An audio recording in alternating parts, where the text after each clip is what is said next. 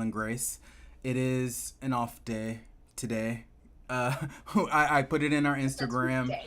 as a surprise episode. We had I'm gonna say a commercial break, a break, a long commercial break.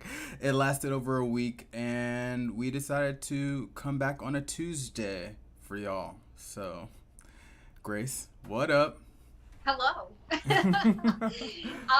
Yeah, so today we're going to talk all about the Sandman. Mm-hmm. Is it Sandman or is it the Sandman? The Sandman.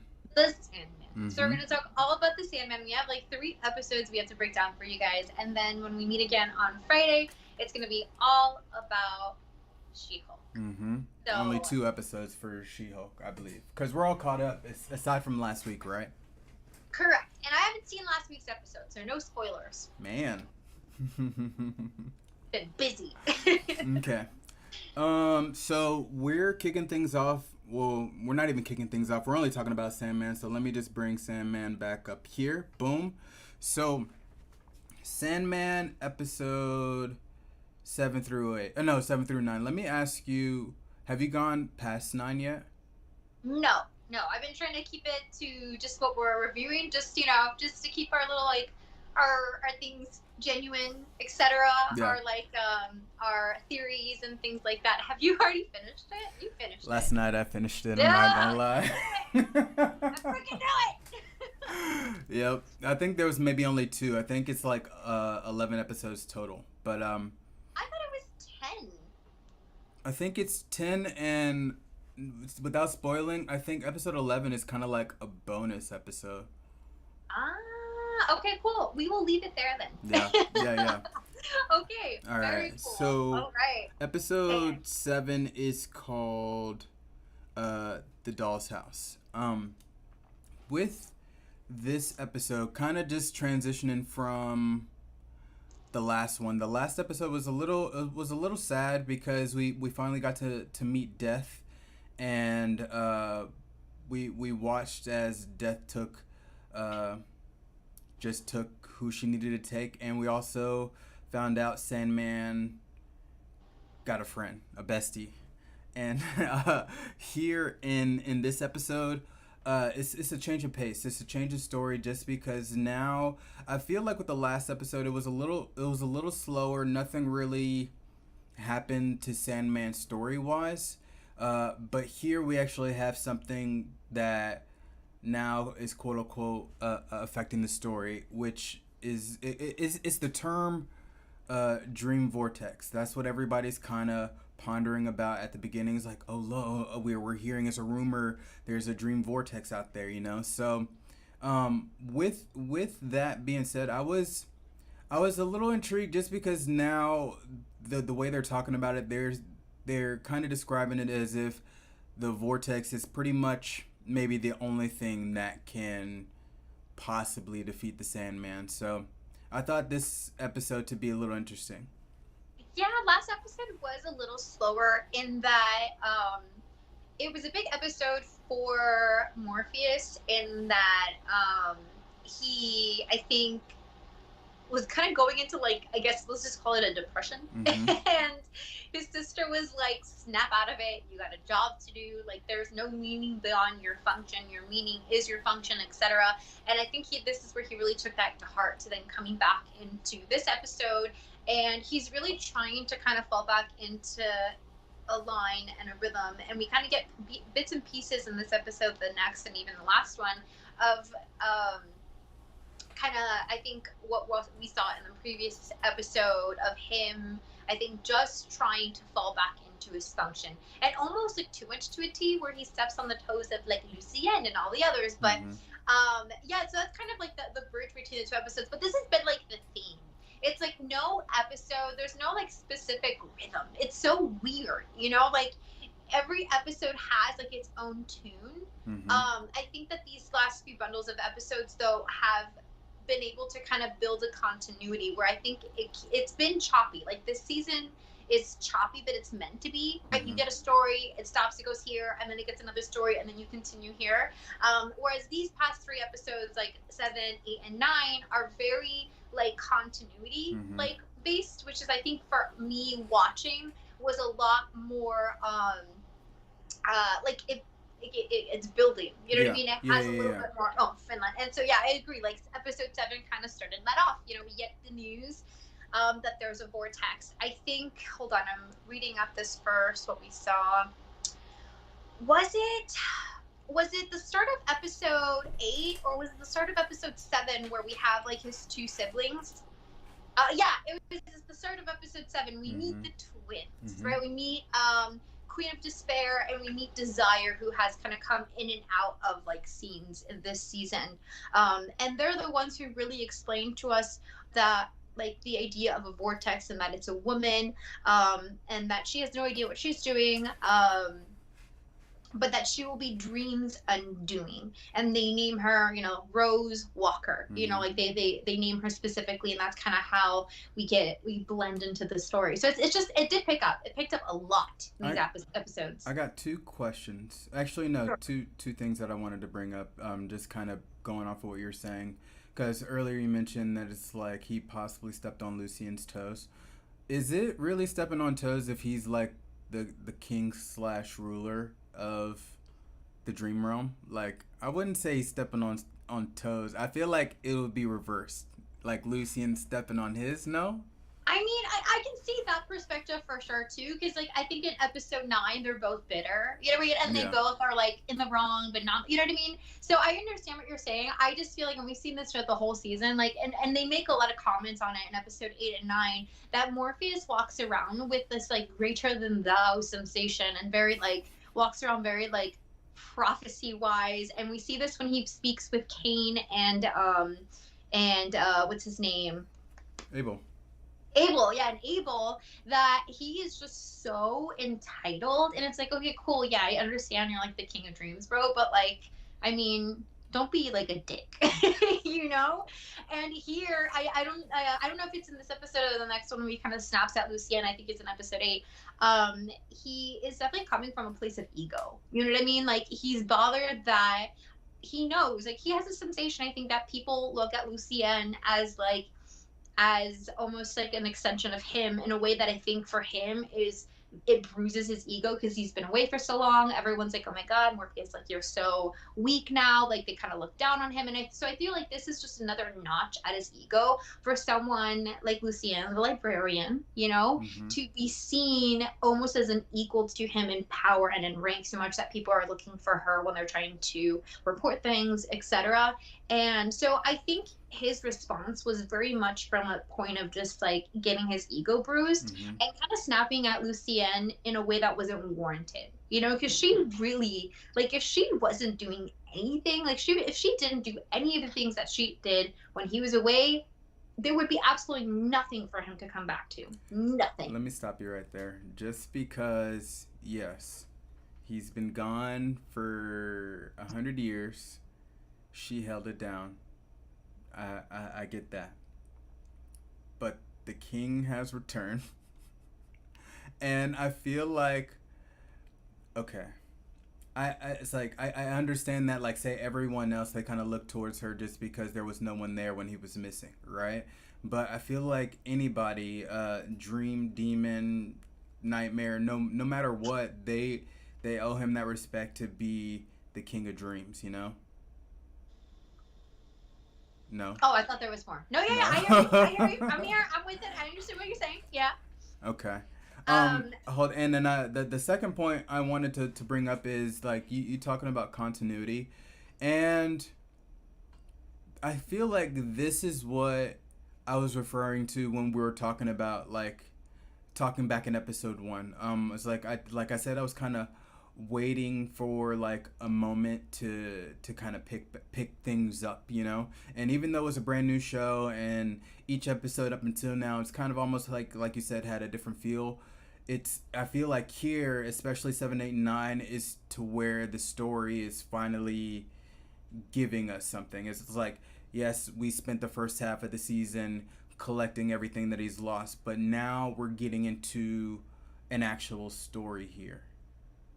It's such a weird trip, honestly. It really is, because it's like every episode. I mean, the season has been amazing regardless, and it's funny to say like half of the season has been laying out a foundation for, I think, the rest of the story to build up to. Mm-hmm.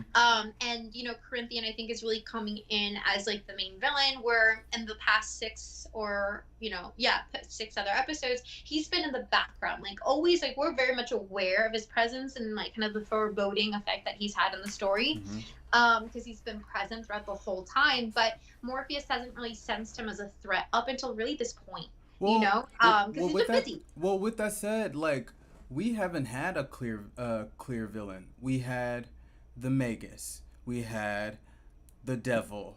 We had Corinthian.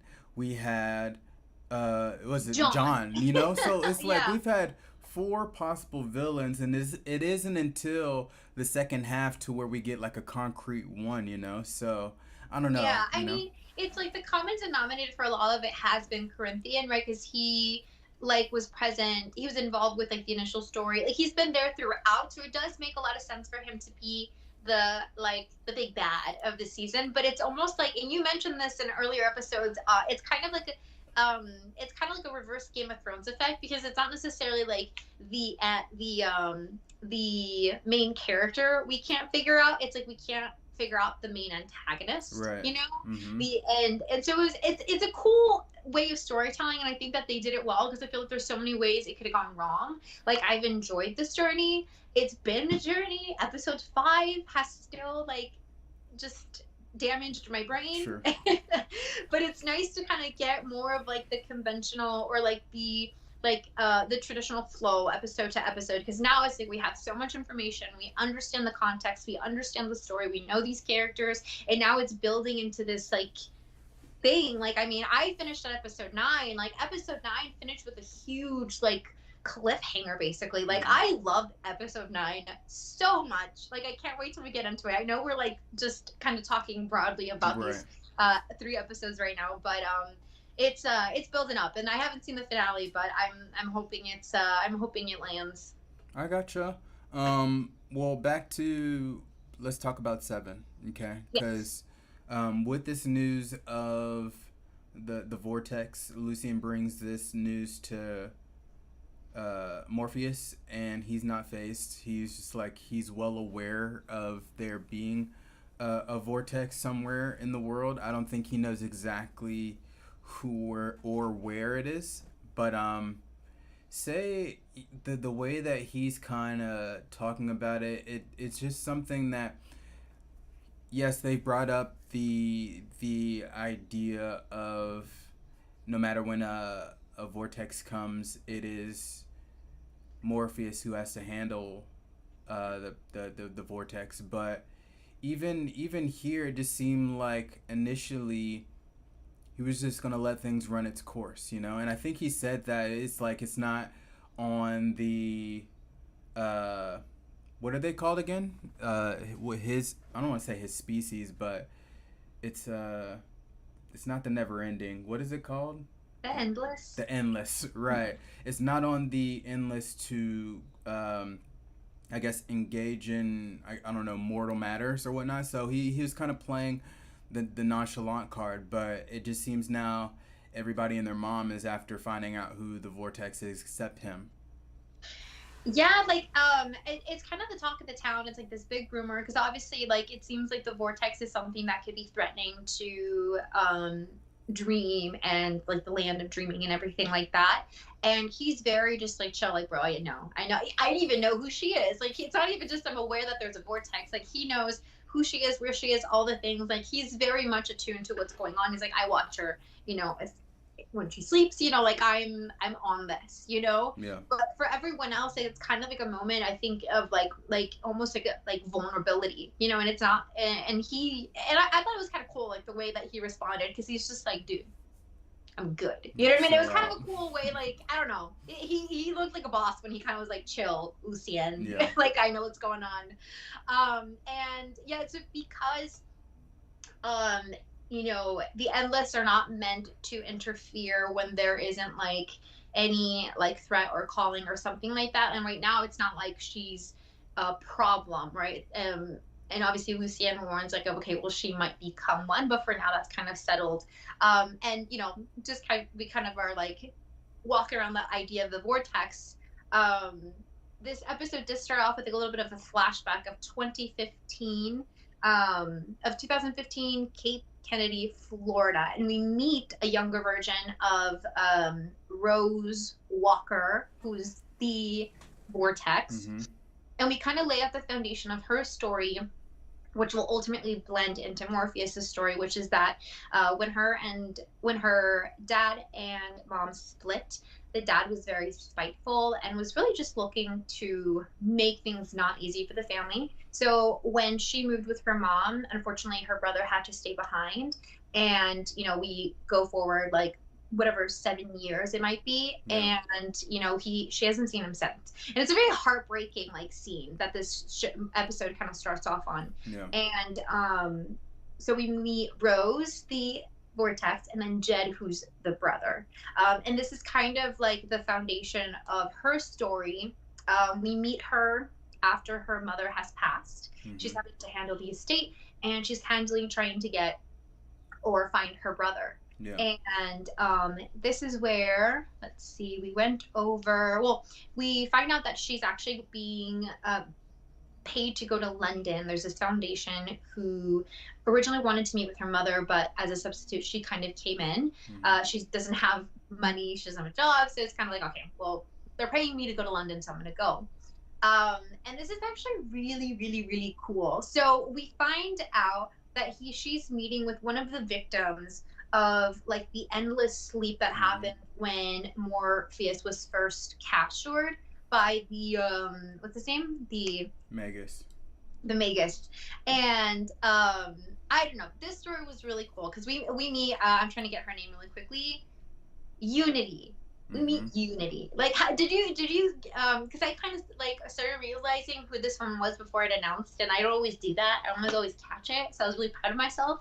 But did you see like the story kind of leading into where it did? No, just because when it came down to the Unity story and the initial story that we saw parts of in episode 1, I don't think we did we get a name? Like, was her dad calling her name? I remember her dad, like, trying to wake her up or whatnot, but I wasn't putting 2 and 2 together, especially being that 100 years had passed. So, if 100 years passed, I would assume that whoever fell victim to the endless sleep would have by then passed by then. So I wouldn't have put this Unity to the initial Unity for when he was locked up. Yeah, no, like she, I think he said, I think her name and like a nickname to her name. But this is like and they mentioned this a little bit later in the episode that she is like the only survivor of this like epidemic that happened, 100 years ago. Yeah. And it's such a heartbreaking story when she's kind of sharing what happened to her, that she, never woke up, but like she thought she was living a whole life while she was dreaming, and that she had a husband and that she had a child, and she woke up, obviously at the timing that it coincides with when Morpheus escaped, and she realized none of that actually happened, but she learns that while she was asleep, she had a baby, and it's like, what is going on? But right. Then like as the episodes kind of go forward, it makes sense, like that story that she's talking about where she fell in love, she had a husband, she had a baby girl, all this did actually kind of happen. It's like, it's almost like, when she got pregnant in her dream, she actually got pregnant in real life. And that's the baby that she had, and that's Rose's mom. It's just insane. Like this was such a cool twist. But say, with that being said, though it being a cool twist and all, I was just with the idea of her dreaming this whole life, right? I thought we were already under the assumption that while Dream was locked up, I thought everybody went almost into a dreamless sleep. Did they mention that? or You no? know, it's like, okay, when he got captured, you know, it kind of created this catalyst of things where people didn't wake up, you Right, know. right, It's not very specific to like how exactly it affected the world, because is it like the people who were sleeping, or maybe the people who were dreaming when he got captured, they got stuck there? Because obviously not everyone did, you right. know, just a good portion of people. So it's kind of, it does, they never specify. They never specify like who is a victim to this, like what were the specific circumstances, and like did they, yeah, I don't know. I think that's something to look back into, because I'm not sure. This might be like a continuity error, you know? Well, like say right now, like I said, it was an assumption. Just because I don't recall if they like clearly stated what happened to everybody who fell victim to this sleep disorder or whatnot. But like, I would assume that being that he's locked up and over the 100 years, the dream realm has fallen apart. I would have assumed that being that there is no dream realm and no dreams or nightmares, everybody's kind of sleep in a dreamless state. I don't know. Well, keep in mind, it's like dreams and nightmares still exist, because the dreams and nightmares that Morpheus creates are basically like beings in and of it themselves, right? Like Corinthian, right? Like he didn't Right, disappear just because Morpheus disappeared. So it's, they never really explained it. They never right. really did. They kind of just let that be. And I thought it was interesting, like how they showed that, and then they never really actually gave us more detail apart from now, you know. So who knows if they're gonna tell us more at this point. I don't think they will. Yeah, I feel like they were just like, and this happened and we move on, you know. But right. it's a good question. I'm curious, because it's, especially being that she's the only one to have survived it. Mm-hmm. It's like, okay, how, like, you know what I mean? You do get more questions, you know. Yeah, You do have more questions with it. yeah.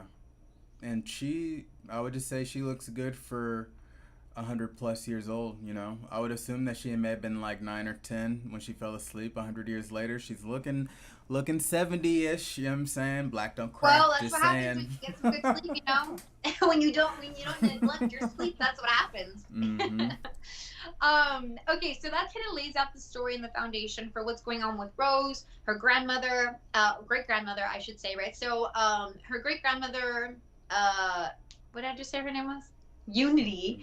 Mm-hmm. She kind of puts her on this quest to finding her brother, because, you know, this was obviously the objective for Rose already, but she just doesn't have the finances for it. You know, she was trying to get PI, but unfortunately she couldn't pay it with the estate left by her mother. Yeah. The estate's basically gone at this point. And so Unity, coming from this like famous sugar company, has what seems to be like an endless amount of resources, and so she kind of hires her to find Jed. And let's see, I think I had another thing. Oh, okay. I forgot about this little tidbit, because although it's not like big in episode 7, it does become big. We also meet Rose's neighbor, and I'm trying to get her name. I don't know if I wrote it down on these ones. Lyda. Mm-hmm. So we find out that Lyda's husband passed away about a year ago, something like that. We see from like their plane ride over to London, you know, there's a scene that she's talking to her husband, and we just kind of assume it's her, like just her talking to her husband. And then there's a mention of like, but I'm still talking to like my dead husband. Like you realize he's either like a ghost or she's dreaming, whatever. Mm-hmm. And we do realize that she is dreaming because she gets woken up by one of the Stewardess. yeah, one of the, what'd you say? Stewardess. I don't know why I can't pronounce that, but I'm just gonna let you say it. And yeah, like in the moment, it answers basically the question of like, well, how did the grandma get pregnant? Like, We'll get there. We will yeah, definitely get but there. you know, this kind of like it opened my mind of like, oh my god, I wonder if like, you know, so many different questions. But it's kind of, I like the way that they start to illustrate the story, because it's like you have all these questions, but at the same time you have another story that's unfolding that, if you look closely, kind of starts to like, you can be like, oh, I wonder if this applies to this story, and then you kind of see it does kind of weave together. And that's kind of like Lida's story and the great grandmother and just like the living in the dream, you know? Yeah. Um, yeah, because we got kind of that connection in episode 8, and we'll get there.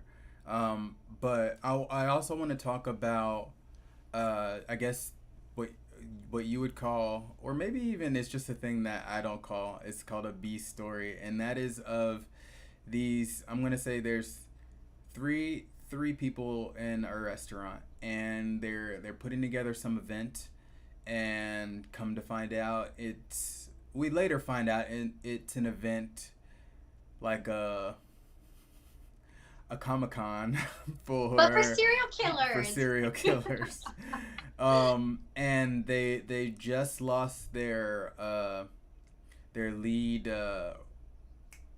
spokesperson that they wanted Their to bring keynote up. Yeah, their speaker. keynote Yeah. speaker. So one of them came out with the idea of bringing up the Corinthians. So this has pretty much confirmed that humans are fully aware that there is a Corinthian out there, and they are assuming that this is just like a generational Corinthian, maybe like a family of Corinthians or whatnot, because he's been killing for over 100 years, or even maybe even more, because he had been out since before episode 1 even happened. Mhm. Like episode 1 was the Sandman trying to collect him. So he had been out here basically being the number one serial killer out there. And with that being said, these three people were looking for a way to make him the keynote speaker, and the only way to think of, or the only way to get him would be to mimic how he does his killings, which we already know is he takes the eyes of his victims. So I think one of the people at the table, he was a little creep, and by creep, like, he was into kids. With, like, it was clear, he was into kids, and he was checking out, I think, a waiter, but one of his colleagues said, you don't have to worry about the waiter because I got his eyes right here. So it just came to the point to where that was the first calling, or not even a calling, but their first action to get the attention of the Corinthian. This storyline, I think, is like my favorite. It's just such a. I didn't think this was gonna get part of. I don't even know. I mean, none of this was predictable, honestly. Like when we started the show, but yeah, like I think this like B storyline is probably the most interesting, just because it's like, okay, there's something about serial killers that all of us have like some weird like fascination in, and they're having like this, and it seems like it's an annual convention that we later learn is called the Serial Convention, Mm-hmm. Cereal, Like a bowl which of is really cereal. funny. Yeah, Mm-hmm. we were like, a pun. I Look see at what you that. do. And like over 100 serial killers are meant to be in like attendance, and they seem to be like the party planning committee of this event, and so they were like, oh, we don't got a keynote speaker, so they're trying, like you said, they're trying to summon like the Corinthian, which they don't realize is like this nightmare, like this mystical thing. Like they think it's like you said, like some generational thing, whether it's like maybe it's passed down by like family to family, Right, or father to it's like a son. copycat over, yeah, yeah, or copycat over like the years. And so it's just interesting because they have like this whole society of serial killers, and they're almost like a community. Mm-hmm. And they meet. Like, have you been to fitness conventions? Have you been, No. you go and see like your cousins basically? Mm-mm. No. They're fun. When I go, I'm like, comrades. It's a really fun time. But yeah, it's like, I don't know, I'm in love with this like storyline just because I think it's like so fascinating. But It's there's bold, stressful. I would say it's bold just because, like, as far as the hotel, like, we're kind of going to episode 8, but like the hotel is like, I feel like responsible in knowing they can't just say, oh, it's a serial convention, and then just assume Kellogg's is gonna show up. So, Like, I feel like they needed a little bit If more they have information. closet conventions, they can have serial conventions. I almost, before we meet next time, I want to see if there's actual genuine serial convention ever, like somewhere. And we need to figure out if this is actually a guise for like a serial killer convention. I'm I'm not telling you. going. I don't want to find out. I'm just gonna leave We're that gonna be like to them. Jed. I'm Um, chilling. it's and I was gonna mention this when we talked about episode 9, but like it's so interesting, like the storyline, because okay, the concept is just crazy, like a serial killer convention, right? Mm-hmm. The idea that there's like this party planning committee for said convention, and they have to get like a keynote speaker, etc. But once you kind of blend it into the hotel, and you have, you know, Corinthian and Jed, like the little boy, the story almost feels like have you ever seen The Witches? Yeah, the The you, original, not the new the one. original, the book, any of those. Yeah, You yeah. know, I it read the was book and saw the original. it was just like that. Like Jed was like the little boy who turns into a mouse, you know, because Mm-hmm. he's like kind of spying. You know, he kind of gets himself into trouble, and it's just like it's insane to me. And so like that's what I kept thinking of once we got to that. And for me, being like a fan of that movie was like God. It's just it's I don't know. It's like so I loved it. I loved it. Just kind of retracting back to 7. In 7, Corinthian is aware that there is a vortex out there, right? Yes. Let's see. Yes, so he's looking for the vortex, and I don't know if we find out how he knows about the vortex. Because the note I have here is just that like this is where he meets like Rose's house sitter, you know, and he's trying to obviously look for Rose. Yeah, I think that's like the earliest thing I have. So I'm not sure how he knows of the Okay. vortex, but it's known that he's aware of it and he's looking for the Well, we vortex. can assume that every gossiper out there, some like one of the dreams or nightmares, like gossiped and made it all the way to him, because I don't remember if there was just like a clear like, oh, did you hear there's a vortex, as far as going towards Corinthian. It just came to the point to where he just started looking, from what I can recall. And like you said, he came across the house sitter, and from there, I think we don't get him meeting the great grandmother, but he is aware that I think she's in the UK. So I think that was the last we see of Corinthian episode 7, of him heading to meet the grandma or great Yeah, grandmother. like he's on his way to London because Right.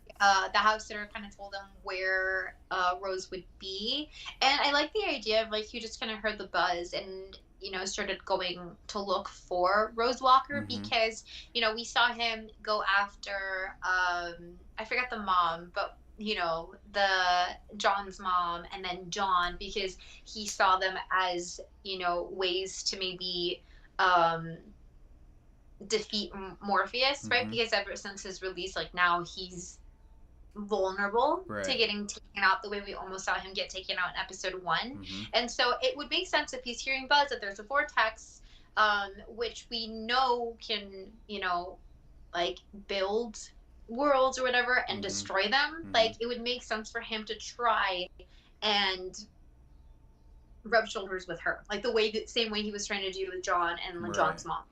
Right. Like his common thing is trying to find a way to, of course, like take out his master, and he's gone through the different avenues, whether if it's the Magus, John, and now the vortex. Like he's his main thing is honestly survival, you know, because no matter Yeah. what, he's not in the dream realm, he's in the real world, and he's supposed to be in the dream realm. So Morpheus is always going to be after him no matter what, so he's just pretty much defending himself. Absolutely. And I think that's such a good segue to talk about not just like him who's missing from like the dream realm, but let me see if I can find it. Okay, so this episode did start with like Lucienne also like walking around to get a census, right? This is where she hears buzz that the common folk are talking about the existence of a vortex, right? Mm-hmm. And so we find out that there are 11,062 total residents in the land of like the dream, Mm-hmm. and 3 of the major arcana are gone. Mm-hmm. So this is the thing that kind of does alarm Morpheus. For One of the, for everybody listening, just I'm just gonna say Arcana. We're talking like either a dream or a nightmare. yeah, that's what it seems like, you Yeah. know. And so we have Galt, which is a nightmare, a shapeshifter. Mm-hmm. Um, we have the Corinthian feeding on dreams. He was meant to feeding on the dreams he was meant to serve, Mm-hmm. and neither of these surprise Morpheus. He's like, okay, that makes sense. But then when she tells him about the Fiddler's Green, that's where he's like, oh, that's strange. Like he was always so loyal. Like that one did kind of sting, you know. And so he's looking for the missing arcana, and you know he does kind of use Rose as like a way to get to them, you know, passively, which Well, she's not wrong. we like say because at this point, even before saying he wanted to use Rose, somehow Rose made it to this meeting Yeah. because Is they it were. this? Not at this particular meeting. That's not until a little down the road. But she interrupts, yeah, one of his meetings with Lucienne. That's correct. I feel like she's done it twice. Like one maybe mistakenly, and then maybe the next was maybe intentional. Um, and the first one I thought was this episode to where it's them two talking, Lucian and Morpheus talking, and then that's where she finds out that there are three Arcana missing. No, is that not how it went? Um, it's not at this particular Okay. meeting. Okay. I think you're correct that it is in this episode. Okay. Just not yet. Okay. Just not yet. Yeah. So not Spoiler. she doesn't interrupt this particular meeting. Yeah. So TBD. Mm-hmm. Yeah, exactly. Spoiler. This is what happens when you finish the whole series. Everything just becomes mush. You see what happens? We're putting 3 episodes together into one talk here, so Everything everything is is going to mush. be mushed together. Okay.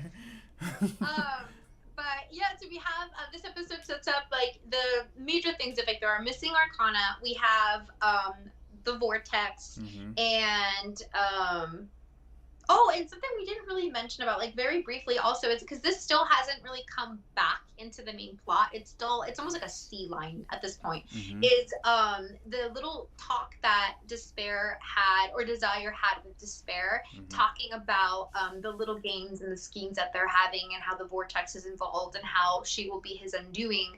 That was kind of it. We saw that in this weird little room that they have, like the twins, right? Yeah. And it hasn't continued. So if anything, I mean, see, I can't even do any theorizing because you know everything. You can. I won't spoil it for you. Go ahead. No, I'm just saying I feel like this is still one of those things that is lingering in like the back end that still is yet to come to the forefront the way that Corinthian has. And but I think this is like the episode that then starts to kind of start off that like cycle of it building more of like a traditional like TV series. Mm-hmm. And I think it did so well just kind of laying out the foundation for all of these. I'm trying to find okay, in this episode we also get Rose Walker meeting like the Trinity of like the Maiden, the Mother, and the Crone. Mm-hmm. Let's see, they caution her, they say, caution you sister, beware of houses, beware of dreams. And then they said that they could have warned her about the Corinthian, Jed, and Morpheus, but she asked the wrong questions. Man, I just That's heard me. that horn. I know, that's on mine. This is like the second honk. I heard. Yep, I heard the first one. I didn't say anything, but that second one I was know, I like, knew you were. "Come on, like hurry up." Lord help us. At least it's like a beat. It's just one. It's not like it's just like sitting there doing the thing, you Yeah. know? So Mm-hmm. things could be worse. Sure. But yeah, we haven't seen like the Trinity in a little bit, so this is kind of cool to see them pop up in this episode. Are they? Because as of right now, we've just kind of known them to, I guess, quote unquote, know all, because they had all the answers for Morpheus. But say in this interaction with Rose, what was the main thing that they gave to her?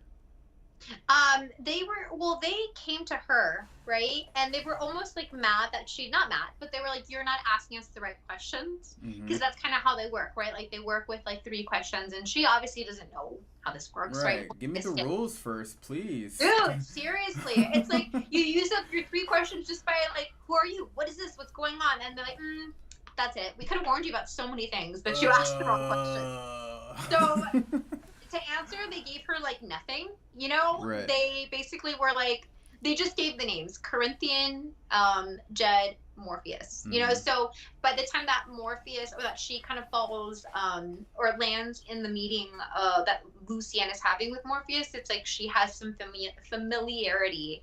But even then, like she doesn't think to maybe mention it. You know what I mean? Like, hey, these 3 women oddly came to me and mentioned you along with my brother and this one thing called Corinthian. You know what I mean? Like, I feel like that would have been some crucial information, but maybe she just like brushed it aside. Well, I would too. I would brush it to the side just simply for the fact that upon first meeting Morpheus, right? I have no idea who he is. I have no idea how he's connected. The 3 women may have mentioned his name, but I wouldn't think to bring Corinthian into this conversation. I would just be like, wait, where am I? How did I get here? And why am I here in front of you and Lucienne? You know? And that's exactly, yeah, exactly. Like, that makes a lot of sense. Like, I think it's so overwhelming alone just to have that experience. And also, it's like, she's been having a lot of weird, strange dreams. Like, she can't keep up with all of them. Mm-hmm. You know? So that does make sense. Yeah. That does make sense.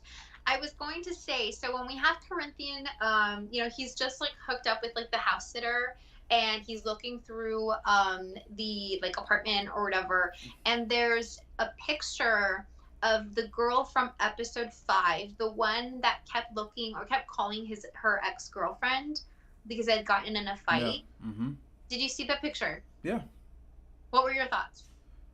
That was the person from the FaceTime. Like, I think Rose was the FaceTime.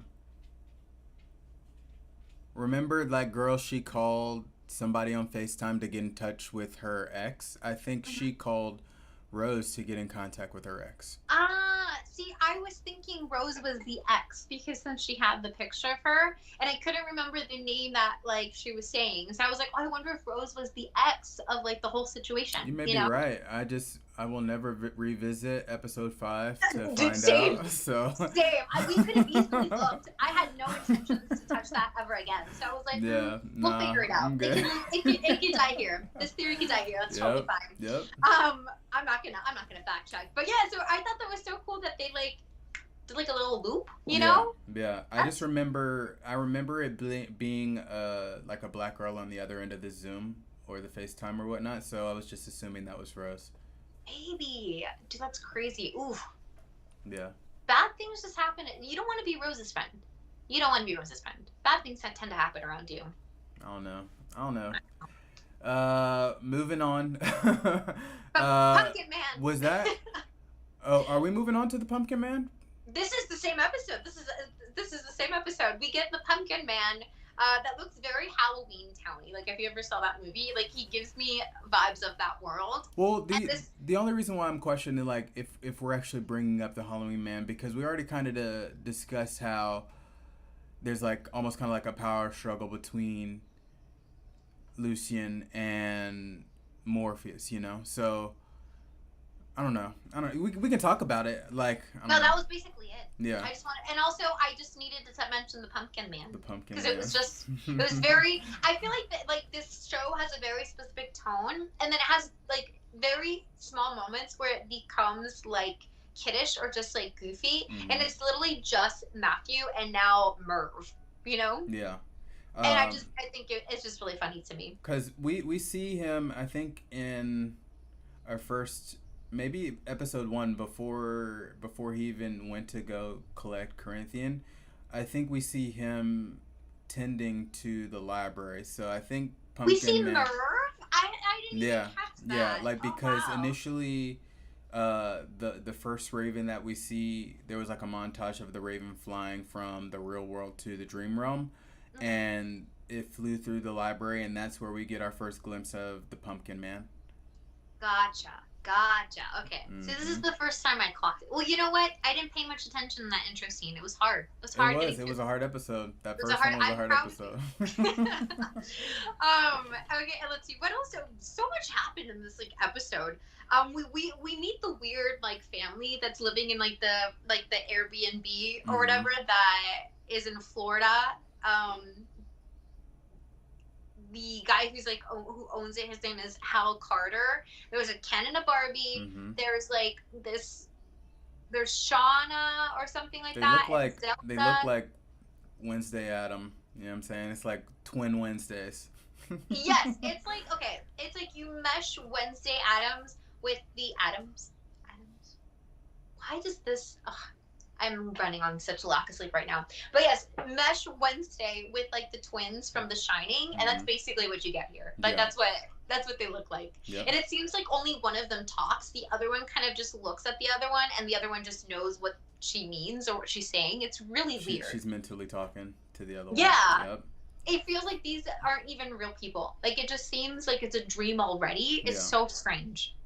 And we don't meet the because there's one other roommate there that is, I guess, sleeping or locked away, like on one of the floors or whatnot. So we don't meet him until episode 8, right?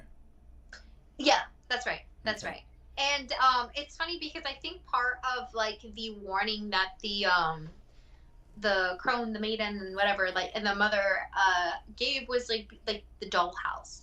And the dollhouse, I think, is referring specifically to this little bundle of people because it literally is as if like you're just playing with your dolls. You're making up all these random people that just all live in one place. You know what I mean? Mm-hmm. And I wonder. I don't know. It's just the whole episode to me is just such a like they stuffed so much in and they wrote it out so well, and I think I don't know, it just sets off such great storytelling. Okay. Do you want to wrap 7 and move on to 8? I think so. I mean, we do get like a bigger intro of Jed, because we find out that he's still alive and that he's been disconnected from like the dreaming, which is something that we require like knowledge and power, which is why they assume Galt, like the missing dream or nightmare, I should say, was probably involved, and they don't really know why at this point. Yeah. And then we also see Jed running away. We find out that like his living situation is really, really bad. That was this episode? That was this episode too. Yeah. Interesting. Okay. We find out, we meet like Uncle Barnaby and Clarice, and you know, like Barnaby is super abusive, super scary, and Aunt Clarice is just, you know, very much a victim herself, but also doesn't do a lot to like protect Jed, who's just a kid, you know. But it's just a complicated situation all in all. So it's just really sad, and this is kind of where we end up. It's sad for me just because I'm sorry. Like I have to pull the race card. Just seeing a little black kid being abused like that. I'm hurt. I'm like, ugh. Like I feel bad, and I know it's just a story, but you know, it tugs on those strings. No, it doesn't. It does so in like such. I mean, I don't want to say in such a good way, but like they do it. They like make you feel these things like so well, just with the way that they were able to write this out. And it's sad. It's sad. Yeah. Like Jed is so abused. He's like, I think the episode 8 opens with Jed dreaming that he's like a superhero and he's like looking for like a villain, and you know, it kind of turns into a nightmare almost because he starts getting like this swarm of rats, and then he wakes up because in reality he's actually being bitten by a rat because he's like in a cellar, and it's horrifying. It's really sad, and you know, it really does put like an urgency to find him, because now you know he is alive and his situation is horrible.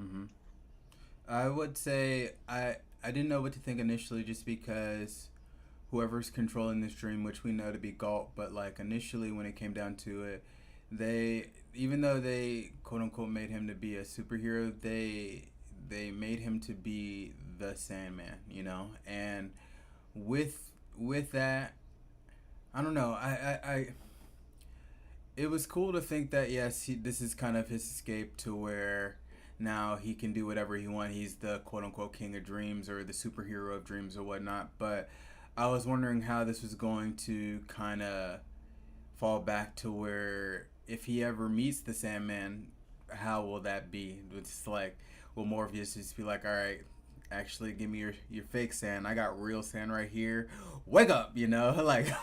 It's just, it's so funny because like when we do end up getting that in episode, whether it's this one or episode 9, it's like he's like, "Aw, the Sandman, like you're so cute." Like he's just like he's very like giddy at the idea that he's like the Sandman, But it's it's hard to say what is going on because before we get like this little snippet of him in his dream, we have let's see, this is where Rose is in the realm of the dreams. Like that's how like last episode ends, is how we should say. Like she does the whole thing of like she interrupted meeting and he's here. And Morpheus starts off by saying that she's welcome there, and then he kind of introduces and that she has somehow summoned herself an audience with the King of the Dreams. Let's see, might be my okay, this is where I'm like writing down my notes. Hold on. Okay, yeah. And so it's interesting because they do kind of set up Galt to be like pulling the strings in a very malicious way. Like they're wondering what the intent is behind all of this. Right. Like why she would target Jed, etc., all these things. And it puts a big question mark because when you're watching the dream unfold, the nightmare, like Jed, is basically like the guy in the chair for not Jed, I'm sorry, I'm using Jed as like the nightmare. The nightmare is like the guy in the chair for Jed. There you go. Like he's like Ned. You know what I mean? He's like, there's a villain here and you have to go. And then it's like it's so it was hard to see how it could be malicious. You were always waiting for it to be scary, but it really only turns scary until he goes back to like the real world, and he's being bitten by rats. Was Galt named a nightmare or just a missing dream? No, Galt is named a nightmare. Okay. All right. Yeah. Let's see. So here we already talked about Jed wakes up. He's not in a very good situation. Let's see. And then Rose wakes up and sees Matthew, right? She's met like him. She knows that he's going to be kind of watching over her, but I think when she wakes up, she's kind of like, oh my God, is this real or not? Like, justifiably so, because this is like crazy to think that you're like this vortex and you're this big being. And then there's a scene like down in the episode where she whispers to like a raven, like Matthew, and then Matthew's like, that's just a raven. I'm over here. Hello. Oh, right. It was, because it was a crow. And he's like, no, that's a crow. I'm a raven. You know what I'm saying? Common Easily. mistake. Yeah, exactly. But yeah, like say after she wakes up, I think it's here in the house of craziness, she makes flyers for her missing brother, because I think there was a moment to where it may have been in the last episode where she met with the woman, the childcare woman. Was that episode 7 too? That was episode 7. Yeah, she met with the foster care services. Right. Her name is Miss Rubio, and they mince words. It was not left in kind notes. And in this episode, she starts making the flyers that Miss Rubio ends up like seeing herself. Yeah, exactly. So it comes to the point to where she is she's made these flyers and she's getting everybody in the house, or everybody's volunteering to pass them out. But by this point, I think Corinthian, he's already made his way to the grandma, come to find out, or to find out where she is in Florida. And so while she's passing out flyers on some random beach, he's kind of in the background. And then the interaction between her and Matthew happened, and now Corinthian is aware that she knows who she is and that she is somehow connected to Morpheus. Yes, which obviously, like, he was ready to like approach her, but with Matthew being there, like Matthew would have been alerted, and then obviously have told Morpheus, so he walks away and goes through the path of like finding Jed to get to Rose, and then get to what it is that he's trying to accomplish. Yeah. And let's see, just kind of back to like the worker lady. When the moment that she mentioned, like, this is the foster care worker lady, when she was meeting with Rose about Jed, like, oh, I can't give you the information, the family gets $800 like a month, he's totally fine, he was adopted by one of your dad's friends. It's like, okay, well, the dad was a piece of shit. Yeah. So 100%. immediately I was like, no red flags, lady, no red flags. Like, you really genuinely think he's fine? Like, I had a feeling the situation wasn't going to be nice. Unfortunately, it was even worse than I thought. But yeah, this particular social services woman was just like, it's good. Well, I mean, I think it's easy to assume because I think at the end of their first meeting, we find out that this family, or even the dad in this family, was close friends with her dad, and we already know that her dad was kind of a bad human being, So I think it could have we could have assumed, just kind of going in before we even meet him. Actually, well, we met him when Jed initially ran away, but we already knew that he was like a bad person, and we could have assumed just finding out that he was friends with her dad. Yeah, like, it's just yeah, it's the moment they said that, I was like, nope, that's he's not going to be in a good situation. And in this episode, we get Lyda meeting with Miss Rubio to kind of apologize for Rose's like behavior the last time they met, and it's kind of like good cop, bad cop, because Rose is obviously the one who's just like, listen here, and then Lyda was like, okay, well, I completely understand that you can't do the check-in, we really appreciate it, and then she walked in. It's kind of like reverse psychology, and then she was like, okay, I'm gonna do a house call, Right. and unfortunately, she does the house call.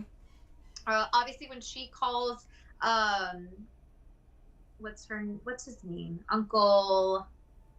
It's something weird. He had a weird name. It's something too. weird. Yeah. Yeah. I'm like, what is it? Well, anyways, when she calls in on Judd's uncle, I'm just gonna call him his uncle. They are obviously like not expecting the call, and so then they have to like threaten Jed. Specifically, the uncle threatens Jed, like, if you misbehave, I will break every single bone in your body. If you behave, you get to sleep in a bed, versus like being in like the cellar. Yeah. And so Jed does try to plead for help, or he has like a little post-it, and he tries to sneak it in the bag of like the lady.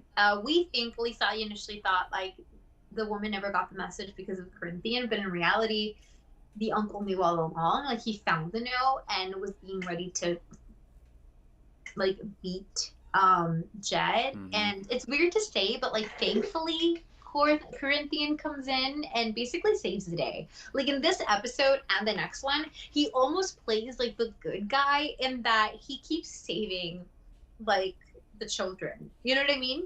Well, the children, specifically Rose, is basically his salvation. So it's his best interest to keep these kids safe no matter what. Yeah, and it's like, obviously he's the bad guy and he has like very malintentions behind all of it. But it's like, I don't blame Jed for like feeling like he could trust him. Like, I don't blame him. Like, I like that. I mean, after having like the uncle that he had, and then having Corinthian, who like basically saved him, like, ensured he would be safe, like reassured him his uncle was not going to be coming for him, got him ice cream, taking him to the damn cereal convention, like what, we would never think he's anything less than like, oh, just a good Samaritan, Right. And so it's just really funny how like he's the guy who keeps like kind of coming in to save them, because if not, like, Jed would have been like, I mean, sad to say, like, he would have been like clinging to life with this man to really him to so the way he was threatening, and he was not one to not like deliver on his threat. But even if Corinthian didn't show up, by this point, I think there was a connection between Rose and Jed, and we end up finding out the location of where Jed is through the dream. So by the time Rose showed up, right? If she showed up and Corinthian hadn't, she would have found the brother. Though she probably could have found him beat up or whatnot. She would have found him, and then she could have got law enforcement involved. You know, if the quote unquote uncle didn't do anything to her. You know, so it was all coming to that point, whether Corinthian or Rose found him. It was just a matter of who got to him first. Yes, and honestly, in my opinion, I'm like, thank God it was Corinthian, because the uncle got what he deserved, and Corinthian didn't have to like endure anything like that. But regardless, like, he's getting saved, and so luckily, like, he's no longer in that situation. Like, despite the fact that he's literally riding with like a serial killer in the next episode, at least this boy's happy. Yeah. Like, it brought me so much joy just to see this kid like enjoying his ice cream, calling his sister like, "Hey, can you pick me up?" Like, just so I don't even casually. know, but how can you be happy just because of who he's with? It's like, yeah, No, that's what I'm Corinthian saying. saved the It's day, it's but such it's a just like, complex thing. Like, it's so. I don't know, because at the end of the day, he could take this kid's eyes. I don't know. I know, no, totally, totally. But like, just to see, just like, I don't know, just to see him so innocently be like enjoying life for once, and the way he calls, and obviously I think this is the next episode. I don't think it's this one, but when he calls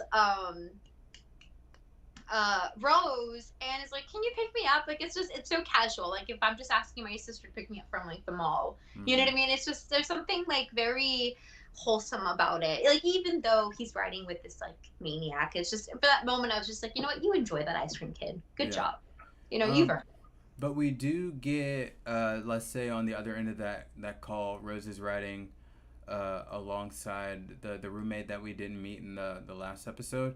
Do you happen to have the name that we first get here? Yes, I have it. Hold on. Because she meets him last episode, actually, when he not saves her, but Oh, right. She was about to get mugged or something like that. yeah, she was about to get mugged, and like, he does come in. Let's see, what's his name? I got him. I promise you. It's with a G. It's a Riz. I'm gonna find it. Galt? No, not Galt. Nope, it's That's not a different Galt. one. I saw the G and I got excited, and I'm like, yes. I feel like it's Gerald. Where is he? We're talking. This is episode 8, right? That's episode 8. Let me look at the full cast here. You might get it quicker because I'm looking through my notes. Man.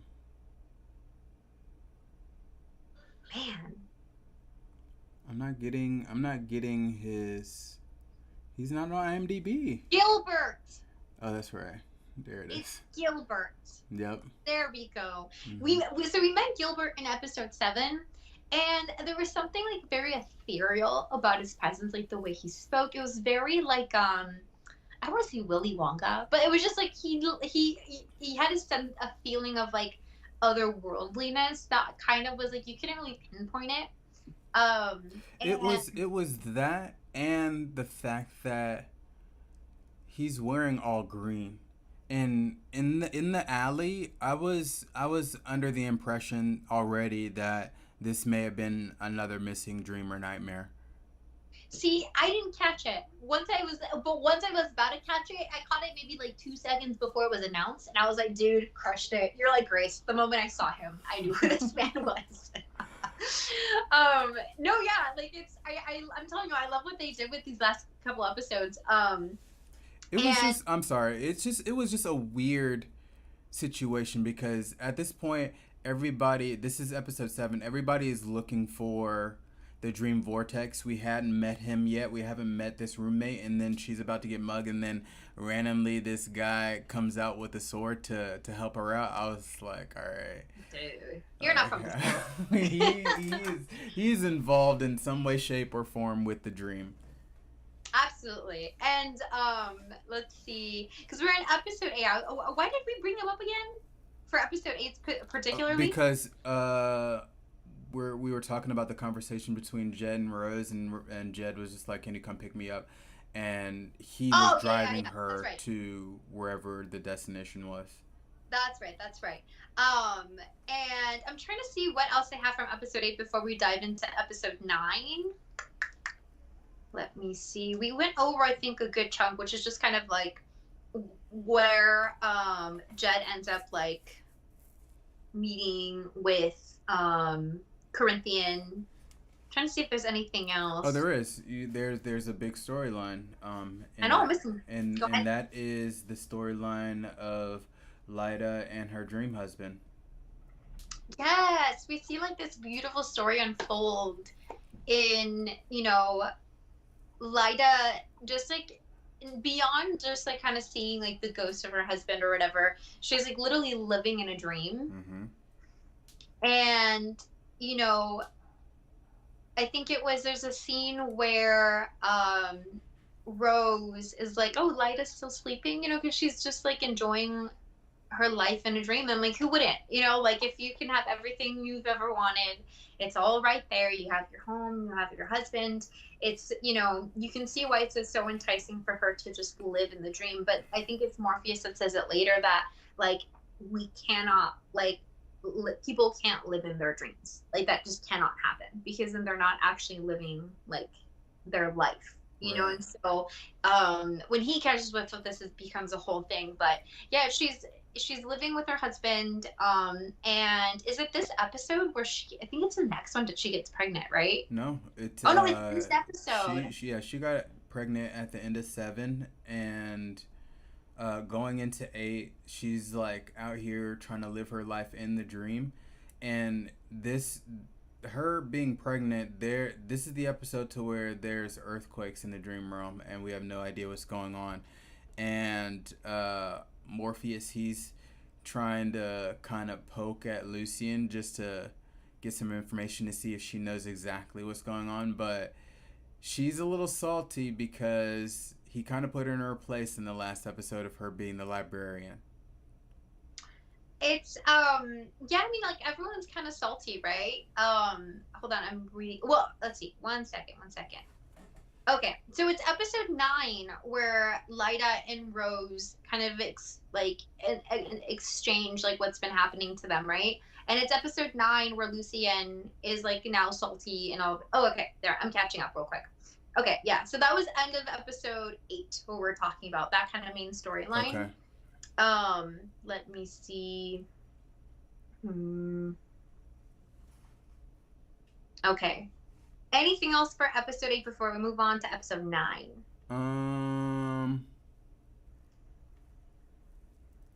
No, because I'm just kind of reading the description here. It says episode 8 it ends with Rose making a friend's dream come true. So that is the dream baby. So the dream baby is being made. I think she's pregnant at the end of episode 8, and then we discover that she's pregnant. Like she breaks that down to Rose in episode 9. Yeah. So another thing with this episode, like this is where we see Rose kind of hopping in and out of like everyone's dreams, like Hal's dream. It's all weird. It gives me weird. Like, did you ever see SpongeBob, like the episode where he's like infiltrating everyone's dreams, and then when he wakes up, everyone's mad at him and shows up at his house? Like, you need to stay out of our dreams, bro. No. Like, you need to watch it. I swear to God, all my references are all like animation. Okay. It is what it is. Just this is where we are. Sure. But it's basically what like happens in this episode. And honestly, it's funny because both of these are really weird. Like the SpongeBob episode, just as weird as this and what we see. There was no Barbie and a Lamborghini and a naked Ken, but the vibe is very similar. Right. And this is also where we have Morpheus take away Galt from Jed's dreams, right? This episode, and Galt is very much like, you know, you see this when she gets separated from Jed. Like she genuinely was like sad and like genuinely like looked like she cared for Jed. And then when we get to the point where she's telling Morpheus like, this boy's being abused, you know, like I'm trying to go beyond like just being a nightmare, and I want to inspire, not frighten, like, you know, and she was really trying to just comfort Jed in the situation that he was in.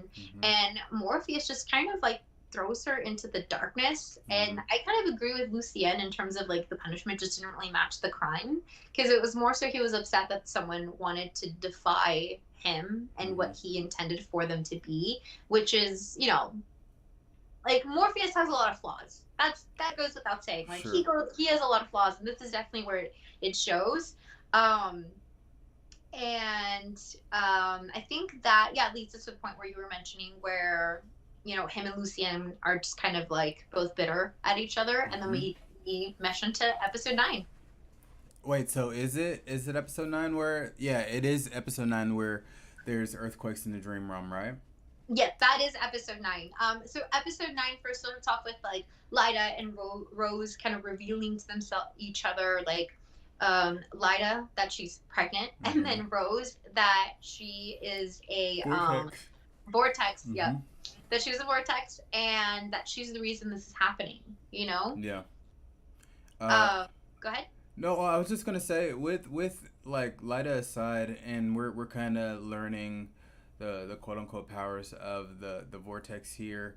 I feel like if anything, we don't see it any further either in episode 9 or episode 10. But say yes, we get Lyda, but I would have liked to see a little bit more of the vortex bringing things back from the dream realm into the real world. Like I think Lyda was maybe like the only instance that we got here. I mean, yeah, that's kind of the only thing. I was thinking, because keep in mind, at this point, I didn't crack the code just yet of what's his name? Did I say Gilbert? Is that his name? Yeah, Mm-hmm. Gilbert. So I was wondering if like maybe the reason that whole house is just weird, and that Gilbert was so like had this like extra element to him that didn't seem humanly. Mm-hmm. I thought maybe that was also part of like her just bringing it into like the real world. But no, really, honestly, right now that you're saying it, like the only real thing that we saw was Lyda. That was it, and the fact that there's these earthquakes. And Lucienne clocks it. You know, she says like it's starting. She kind of expected this to happen because she wanted Morpheus to deal with Rose kind of right away, you know? And so she's just kind of like, told you so. And she refuses to go to him because she's like, I'm a librarian. This is not like that's what you said. my thing. So you said, I'm like over here. I'm reading books. You know what I'm saying? Don't worry about nothing. That's what she's on, and I can say there's two sides. One side being she's kind of being petty, but like on the other side, it's the fact that she like I forgot the name. I want to say Jack o' Lantern has said it's just like she's been in command and been in charge since Dream has been gone. You know, so I think she has a right to feel the way that she feels. It's like, oh, I'm a librarian. Well, figure it out, Dream King. You know what I'm saying? Sucks to suck. Right. Yep. And then like it's like I was gonna say it's kind of like I don't know if the term I don't think it's called toxic obedience. There's like a term that I'm trying to think of, but it's basically like where you follow like the directions like to a T to be like spiteful, and that's exactly what she's doing. I mean, she's following the directions exactly to the T, like this is what you told me to do, and just letting him kind of like marinate and like really almost like grovel, because when Morpheus comes to her, like he comes to her with just like he's asking for her opinion and asking for her thoughts on how this happened, but he doesn't want to be like, please, you know, so he kind of like, it's almost like, okay, I feel like I have my thoughts, but you know, what do you think is going on? What do you think this, you know, like he's leaning on her. I think right then and there she should have played the role of the three women. It's like, you're not asking the right questions. Dude. Sorry, you're out of questions. Yeah. I'm a librarian. Peace. Let me tend to my books. She was kind of like that. You know, she was kind of like that, like a little bit. You know, because she was just kind of like being coy, not really fully answering. She's like, "Oh, do you want me to answer as a librarian? Because if you're not gonna like my question, you're not gonna like my answer if I do." Like he was just very.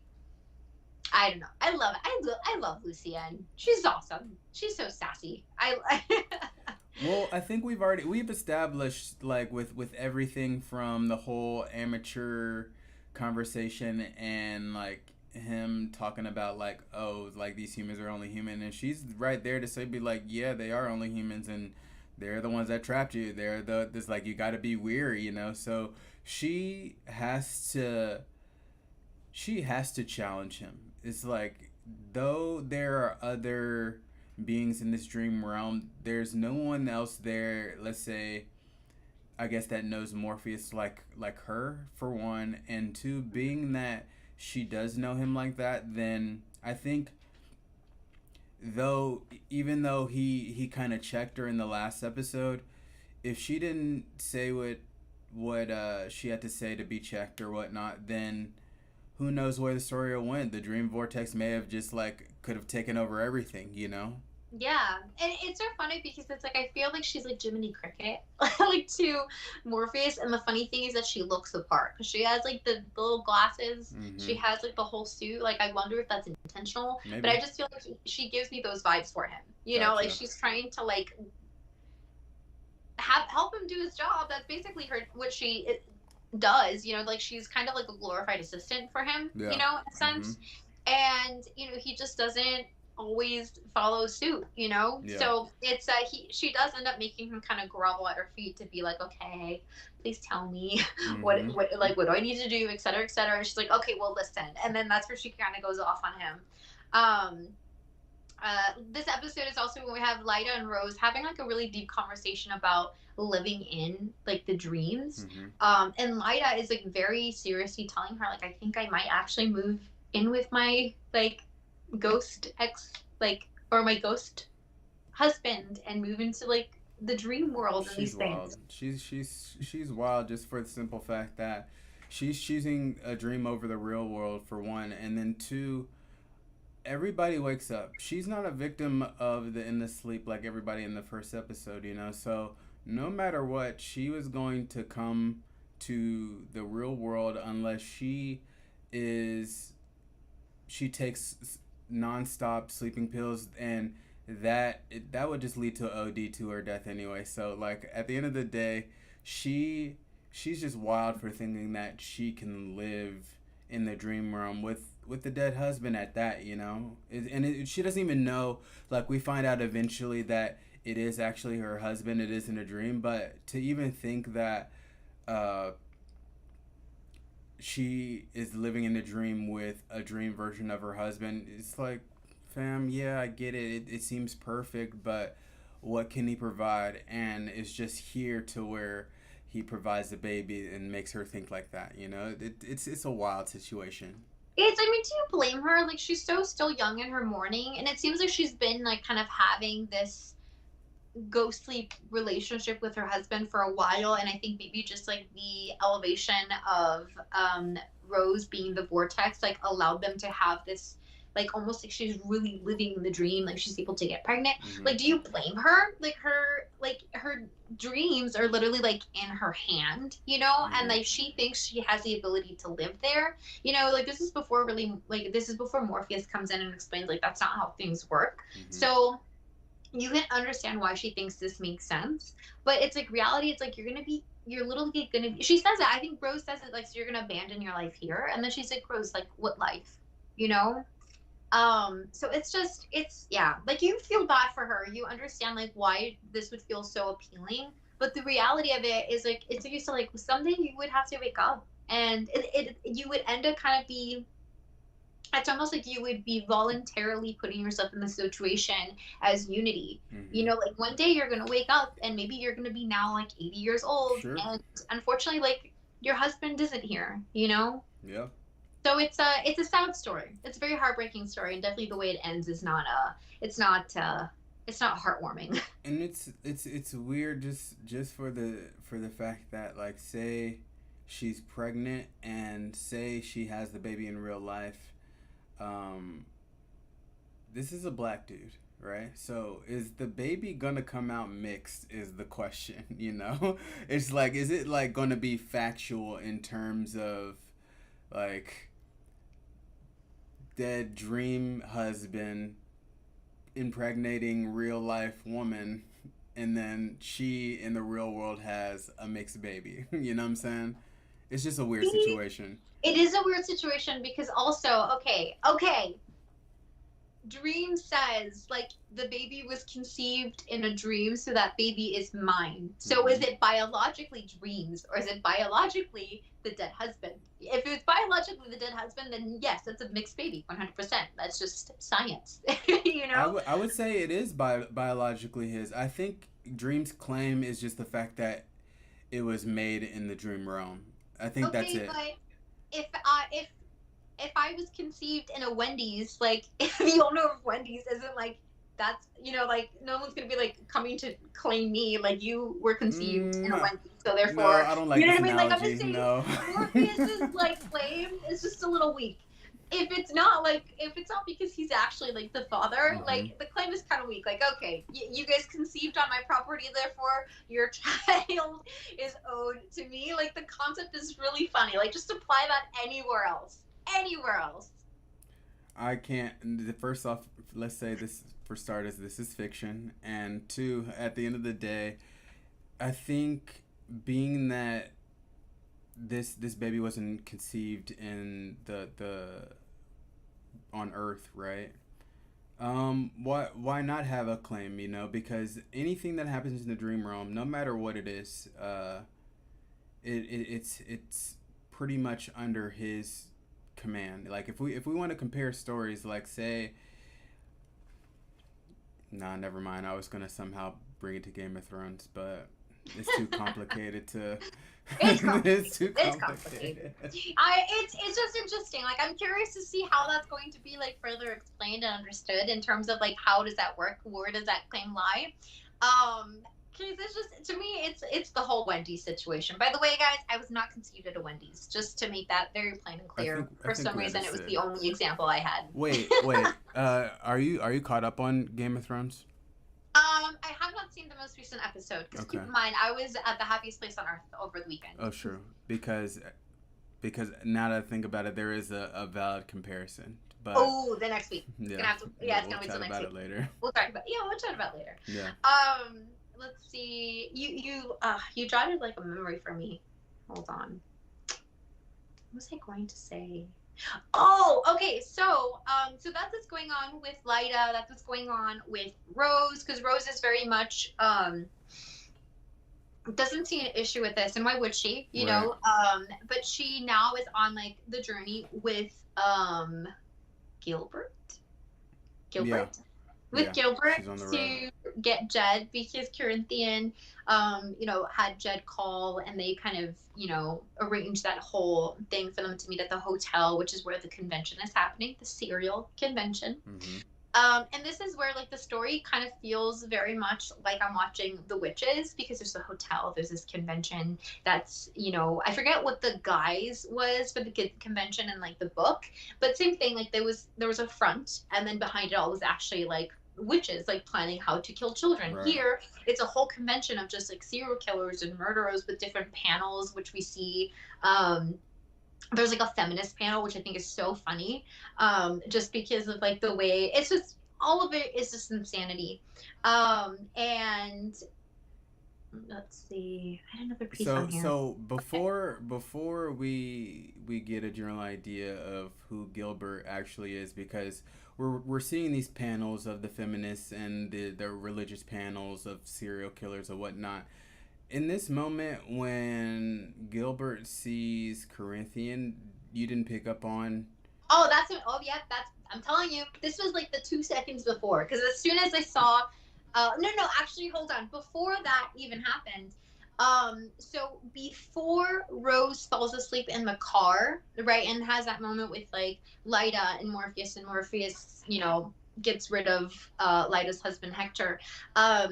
When she's starting to fall asleep, and I think when she's waking up also, Gilbert is talking about like, oh, like about like, you know, something I think is funny is like how humans always seem to try to find a reason to be like miserable, because Oh, she right. just found Yeah. out that she's gonna get her brother, and she just got off the phone with her grandmother that she's gonna arrange And she's everything, the stressing. tickets, try to get, yeah, and then she's, for a moment she's so happy, and then she's like, oh my god, what if he doesn't like me, what if I don't like him, what if it doesn't work out, what if this, and then that's where Gilbert makes that comment of like, Mm-hmm. you like, not you humans, but like humans have this tendency of just like, always like finding a way for themselves to be miserable or something like that. And Yeah. so the way that he phrased it was subtle enough, but enough for me to be like, and because I already had a question mark on him. So by the time that this came around, I'm like, it's done. It's done. Like, this is who he is. Mm-hmm. And I was in my notes like, oh my god, what's the name? What's the name? What's the name? And then like they say the name, like you know, because it's like the reveal where, you know, Morpheus finally goes up to Lucien, admits his wrongs, etc., basically apologizes, and Lucien says like, oh no, like you were right. Wait, before we And get there, yes. just because we skipped over one other thing. Because we mentioned that the vortex had pretty much impregnated Lyda, right? Brought that to the real world. But we didn't mention how she actually brought a ghost into the dream realm, because the Oh husband yeah, yeah, was an yeah. actual The ghost. husband was an actual ghost. Yeah, because then Morpheus sends him to where he belongs, where like the dead belong. You know, he kind of Right. gets drawn to that land. Yeah. So she can basically draw anything from anywhere. Like, say, if we were to compare power, she is an amateur. She is the Scarlet Witch, basically. Well, okay, this is the way I interpret it, and I could totally be wrong, but the way that I interpreted it, because it seems like the whole, like seeing her dead husband had been going on for long before this event, which is where, like, I think her powers as a vortex really started to manifest. Mm-hmm. So I'm wondering if it's like, if Lyda genuinely was having these conversations with like her husband's ghost, you know, and you know, because of Rose's like vortex abilities just kind of manifesting at this point. I wonder if that just bridged, because remember there's like a point where they're having conversations and he's like, no, but when you leave, like I go to work and I do this and I do that, and then he shows her like the home that he built, and then she's like, how is this possible? He's like, well, now you're in my dream, you know. Yeah. And so I'm wondering if it's because she genuinely was having like a like conversation and meeting with her Actual like ghost of a husband. husband's ghost, and then when that power was starting to manifest and bridge those worlds, now not only was she seeing him in her dreams, but she was able to go into his dreams, and then all of that was able to kind of unfold. Yeah. So I feel like it could be that, it could be what you were saying, like maybe her powers were just that strong, it even pulled like the ghost of her husband into like a semi-realistic whatever. Yeah. It's TBD really, Mm-hmm. but I don't know. I like the idea that she was like mingling with her, like the ghost of her husband this entire time. Yeah. You know. All right. We can take it to the hotel here. Let's, because it gets crazy. It does get a little wild and crazy here. It's I don't know. This is it's insane. Like the convention. Okay, so we get into the convention. Jed is in the room, right? So Corinthian warns him like, don't leave the room. You know, you're in here, everything. And the first thing Jed does is he leaves the room. Like, So come on, Jed. and really, Like, come on. really, you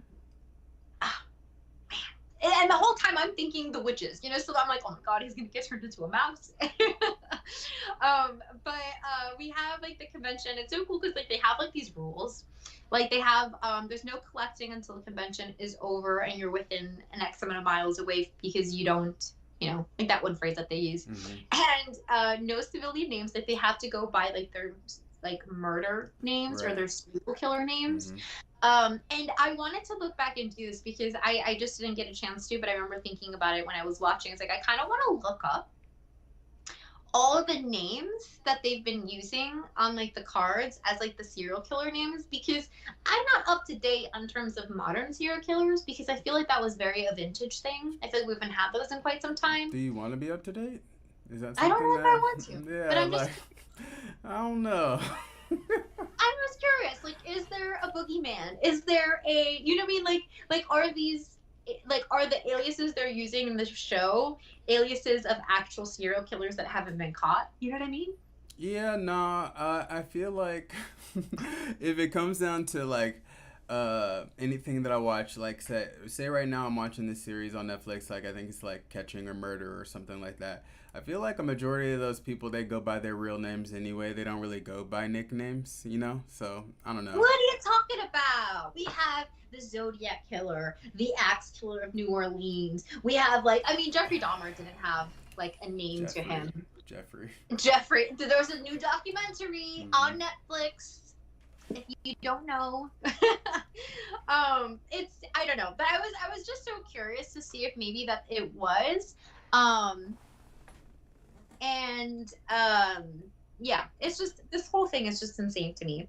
But all of like the murderers are bombarding Corinthian with like questions because it's like you mentioned, like he's this like He's like serial killer worshipped. that's been around for Yeah. generations. He's kind of like an icon to them, you know, like Mhm. wow, you know, it's the Corinthian. And we had him kind of meet with this one guy who looks so much like Ted Bundy. I feel like it was so intentional. Mm. We later find out that his name is like Phil, but he's pretending to be like the boogeyman. Boogeyman. And Corinthian calls it out because he says no, like the real boogeyman died like 3 years ago. He drowned in Louisiana. And obviously this pisses off the People were putting it party together. planning Yeah, committee. yeah, exactly. And so they plan like the collection. I love how they use that word. It's like we collect people. Like they planned a collection of Phil, you know. Oh, And and I they was made it reading, clear at like on the day one of the convention is like there is no collecting here or within like 200 miles of this event, you yeah, know? yeah, but they make exceptions, you know, especially when you're like in the party planning committee, you can get away with anything Mm. at that point, you Mm-hmm. know. And so that's what's going on. We do get Rose and Gilbert arriving to the convention. They obviously don't realize that it's a serial killer convention. They just think it's a convention for cereal. And, you know, Jed loves cereal. So Rose is like, oh, shit, he's probably here. They put name tags on. They're walking around. And Gilbert, like, kind of quickly realizes, like, okay, something's off. He's going into different panels and he's like, dude, what is wrong with these Right. people? Runs into like the feminist panel, and you know the women are like, oh, men think we have it easy. There's a stereotype that we use their sexuality, and that it's so much easier for us, but we use the same skills, our wit, our cunning, our this, our that. And he's all like, yes, like he's shaking his head, and then he's like, to murder and be violent and do this, and he's like, dude, what Always in the like, world? wait, What what the F? Where what is am going I? on?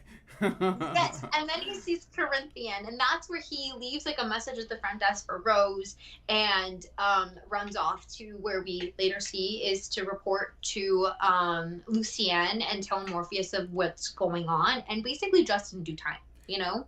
Right before they arrive to the hotel, the one little part that I want to bring up is like, say, I know I'm bringing it back to the ghost husband, but like, say when Morpheus arrives there and shuts the shit down, it's like it got to the point to where Morpheus is like, the dream is over, boom, and then it just switches to where I think we're back at his throne room, right? And then Rose is right there, and she's like, "Nah, the dream is over." And then Ah, like, yes, like, yes. it shuts it down on her end. You know, it's like, no, I have the last word. Dude, it's like, I mean, okay, come on. Like, Morpheus is like, how are you not aware or have any empathy? Like, he's just so quick, like, sad. Okay, gone. You're done. You're done. We Mm-hmm. take it. Like, it's just, like, even when he removes, like, I think it's in episode 8, like, when he removes the nightmare from Jed's dream, right? The Mm-hmm. one that was kind of infiltrating his dreams, it's like before you even realize that her intentions were really good, like you get a sensation of like, dude, like you just kind of like sent this boy, like literally she gets removed, it goes into black, and then you just hear Jed screaming for Rose. Like it's heartbreaking, and he's the catalyst of that, you know. Yeah. And he doesn't really care because he got what he wanted, and then he just moves on, you know. Like the it's almost like as much as like his intentions are to serve his purpose and you know be like the king of dreams for these people to just kind of you know imagine the world and be creative, etc. Like he doesn't really, I don't know, he doesn't have He's a lot not, of but empathy in many he's not situations. human to empathize with humans, you know, and that's been the overall theme this entire season with him. Is like, yeah, he's the king of dreams, but like when it comes down to the human issues, he can't relate. Like he wouldn't say like he would be lonely until the human called it out, which in actuality he was lonely, and that was his best friend, you know. So he has his flaws in not being able to empathize with human beings, you know. So um And I would have thought that this would have been better after having spent the day with his sister, who basically told them like we are just as like reliant on them as they are on us. yeah. You know, and so I thought it would have like sunk in at this point, but apparently it hasn't. And on line with that theme too, it's like we do get like a comparison because Gilbert spent just as much time with the humans as Morpheus did, and it was Lucienne who points out it's like, oh, but you had a century of seeing all the good of humanity, and he saw all the bad. Yep. You know, so it's an interesting contrast that they do in this episode, especially with, like you said, the whole theme or big overarching theme is that he doesn't really understand humanity, and he doesn't really take too much time to get to understand them. Yeah. So with that being said, we're bringing it back to the hotel. Jed is running around, and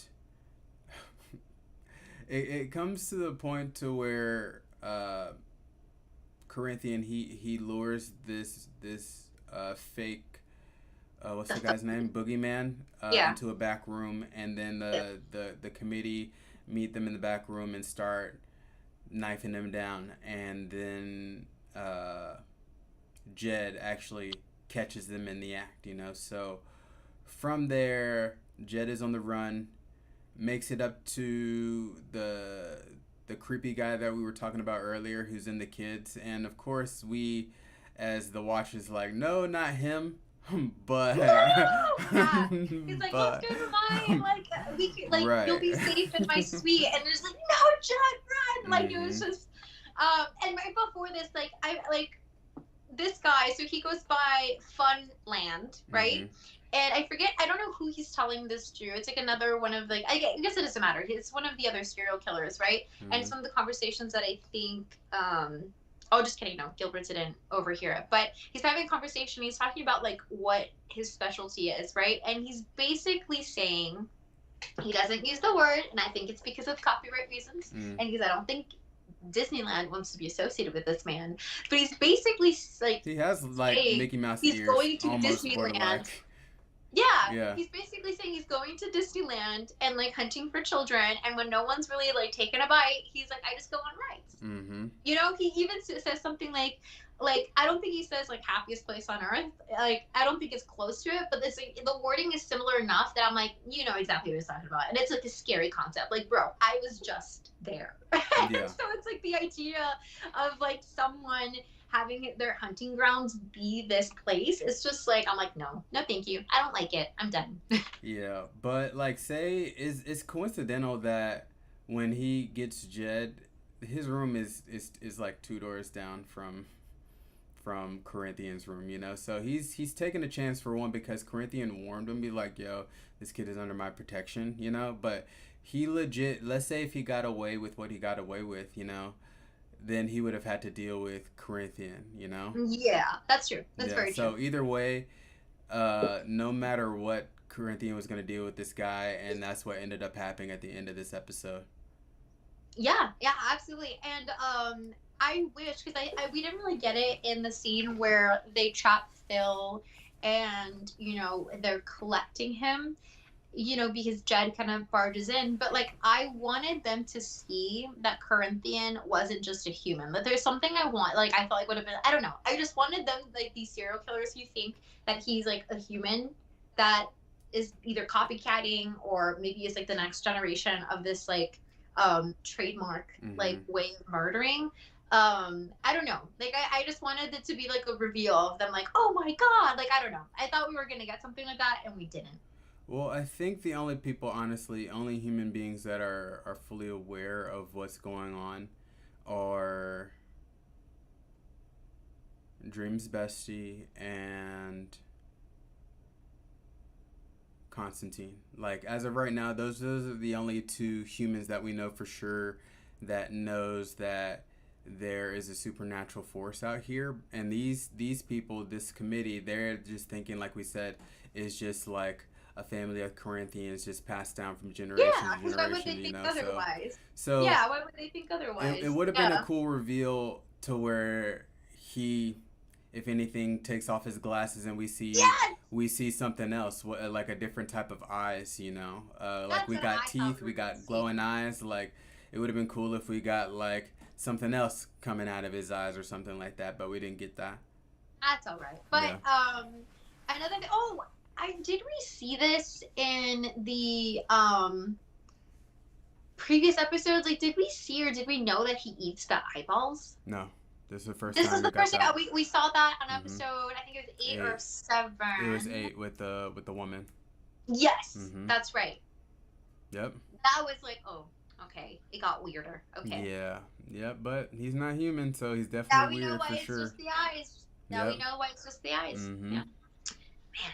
Okay. So episode 9 ends with Funland chasing the kids down the hallway. Of course, they run into a dead end or a locked door, and out of nowhere, Corinthian saves them, saves the day, basically. So now you're just kind of left to think, oh shit, like here he is face to face with Rose, and I think that's what you mentioned to be the cliffhanger, right? In that sense, yeah. And also because of course like Gilbert warns Morpheus is on his way, as we presume, and as he's away he's having Gilbert's having this conversation with Lucienne, and he realizes that Morpheus might actually have to kill Rose, Mm-hmm. being Mm-hmm. that she's a vortex. And Gilbert didn't even realize she was a vortex, just like, you need to protect my friend. We love Gilbert. We stand him, right? Yeah. And Lucienne's like, yeah, duh. Didn't you catch the vibes? Didn't you read the Didn't you room? catch Like, the Lucienne's vibes? like, dude, she's just like, I need this girl to be gone. I It's just need her like, to be gone. duh. She's ruthless. It's like, come on. She's ruthless. Mm-hmm. And that's just, yeah, that's kind of where the episode ends, and that's where we're at as of now. Yeah. So like you mentioned before, 7 through 9, this is where we actually get like a story being kind of put together. Like this is the first 3 episodes to where everything is kind of continuing and like building on, you know. So, why do we have to wait so long? Is my question. Like, why do we have to wait towards See, the end of the season? I'm not mad. I'm not mad because obviously it's like the other half of this season served a purpose, Mhm. and I think it's like part of like the weirdly crafted way that they did it. It was part of the thing I enjoyed about it because it's so unique. And I do like that now they're going like with these last few episodes. It's much more of a conventional style Mhm. versus like having almost like we said, almost every single episode could feel like its Its own own thing. thing just because of the rhythm is so different. And yeah, so it was nice to get something that was more of a, it's building this momentum, and so I liked it. I liked what they did because like I said, the other episodes served a purpose. Now let me ask you, if it never came to this and every episode and the whole entire season had its own thing, how would you feel? I feel like where did we go? What did we do? We didn't do anything. We didn't get to anything because it was just like, and that's why I think I like the way that they did it, because they went like this, like that, like this, like that, like this, like that, like this, and then they ended up with this little rhythm of like finally giving us like a story that then blends into what we're leading into right now. Right. Because if they just kept doing it, it would be kind of like no purpose. It'd be like Game of Thrones. Like Game of Thrones, it's like okay, raw. Like this is our like Eddard Stark is our main character, and now he's dead. Okay, it's actually like the King of the North is the main character, and then he's dead, and you're like, what the hell? Like if they just kept doing that to the end of time, it's like okay, well there was no story. But then we realize, oh, it's John Walker's story. Right. He's the character, Mhm. And so I think it's a similar rhythm where it's like the journey of getting to just realizing who the main character, in this case kind of like who the main antagonist is, Mhm. was a very unique thing. And now that we have like the main story, it's coming all together, it's all being unified, it's wrapping up in these episodes that are going to follow something that's a little bit more of a traditional style of like storytelling for film. Who knows? Season 2 may just be everywhere, just like season 1. You know, to where it's just like different stories, and then eventually second half, one story.